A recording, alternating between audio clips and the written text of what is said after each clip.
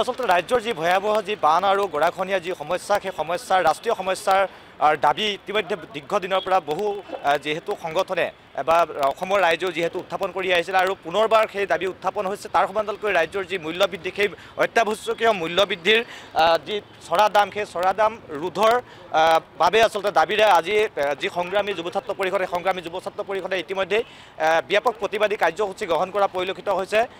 এয়া সচলৰ পৰিৱেশ দেখুৱাইছোঁ আৰু এনেধৰণে আচলতে তেওঁলোকে হাতে হাতে বেনাৰ ফেষ্টুন লৈ বান আৰু গৰাখহনীয়া যি সমস্যা এই সমস্যা ৰাষ্ট্ৰীয় সমস্যা ৰূপে ঘোষণা কৰাৰ তেওঁলোকে দাবী উত্থাপন কৰিছে। তাৰ সমান্তৰালকৈ যি মূল্যবৃদ্ধি অত্যাৱশ্যকীয় যিসমূহ সামগ্ৰীৰ মূল্যবৃদ্ধি সেই অত্যাৱশ্যকীয় সামগ্ৰীৰ মূল্যবৃদ্ধি ৰোধৰ বাবে এনেধৰণে আজি উত্তাল প্ৰতিবাদী কাৰ্যসূচী গ্ৰহণ কৰা পৰিলক্ষিত হৈছে। গণধ্বনি নামেৰে তেওঁলোকে আজি এনেধৰণে প্ৰতিবাদী কাৰ্যসূচী গ্ৰহণ কৰিছে। এই মুহূৰ্তত সচলৰ পৰিৱেশ আমি দেখুৱাইছোঁ আৰু দীৰ্ঘদিনৰ এটা দাবী আছিলে যে বান আৰু গৰাখহনীয়া যি সমস্যা ৰাজ্যৰ যি এটা ভয়াৱহ সমস্যা সেই ভয়াৱহ সমস্যা ৰাষ্ট্ৰীয় সমস্যা হিচাপে ঘোষণা কৰাৰ যি দীৰ্ঘদিনীয়া যি দাবী সেই দীৰ্ঘদিনীয়া দাবীৰ উত্থাপন হৈ আছিলে। আৰু তাৰপিছত যিহেতু চৰকাৰখনে কোনো বিশেষ কেন্দ্ৰীয় চৰকাৰে পদক্ষেপ গ্ৰহণ কৰা নাই আৰু সেই দাবী পুনৰবাৰ উত্থাপন কৰিছে সংগ্ৰামী যুৱ ছাত্ৰ পৰিষদে। মই আপোনাৰ কাষলৈ আহিছোঁ।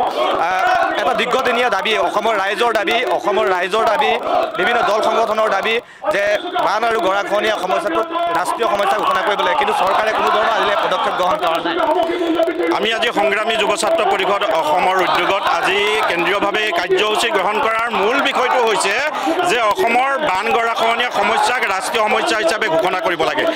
এই দাবীটো আমাৰ এতিয়াৰে নহয়, আমাৰ জন্মলগ্নৰ দাবী, কিন্তু দীৰ্ঘদিন ধৰি এই দাবী আমি কৰি থকাৰ পাছতো কেন্দ্ৰীয় চৰকাৰে কিন্তু আজি তাৰিখলৈকে অসমৰ বান গৰাখহনীয়া সমস্যাৰ ওপৰত অকণমানো গুৰুত্ব প্ৰদান কৰা আমি দেখিবলৈ পোৱা নাই।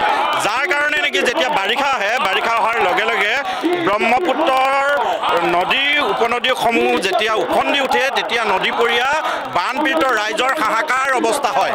আজি তাৰিখত আমি এটা কথা আপোনালোকক এই মিডিয়াৰ জৰিয়তে আমি জনাব বিচাৰিছোঁ যে অসমৰ প্ৰায়সমূহ জিলাতে যিসমূহ ব্ৰহ্মপুত্ৰৰ উপনৈ আছে, উপনৈসমূহৰ যিসমূহ মথাউৰি আছে বহু স্থানত কিন্তু মথাউৰিসমূহ উন্মুক্ত হৈ আছে।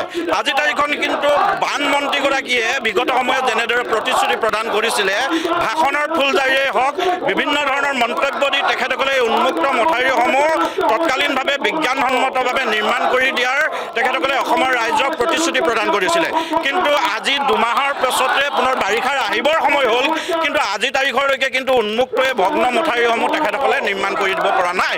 অৰ্থাৎ এইখন চৰকাৰে অসমৰ ৰাইজৰ সন্মুখত যিসমূহ প্ৰতিশ্ৰুতি দি চৰকাৰ গঠন কৰিছিলে তেখেতসকলৰ প্ৰতিশ্ৰুতিসমূহ পালন কৰাৰ ক্ষেত্ৰত সম্পূৰ্ণৰূপে ব্যৰ্থ হৈছে। আৰু বানমন্ত্ৰী পীযুষ হাজৰিকা ডাঙৰীয়াই কেৱল মাত্ৰ ডাঙৰ তেখেতে ভাষণবাজি কৰিব জানে, বিভিন্ন ধৰণৰ বিতৰ্কিত মন্তব্য কৰি থাকিব জানে। গোটেই বিষয়টোৰ ওপৰত আমি মাননীয় মুখ্যমন্ত্ৰী মহোদয়লৈ স্মাৰকপত্ৰ প্ৰেৰণ কৰিব বিচাৰিছোঁ।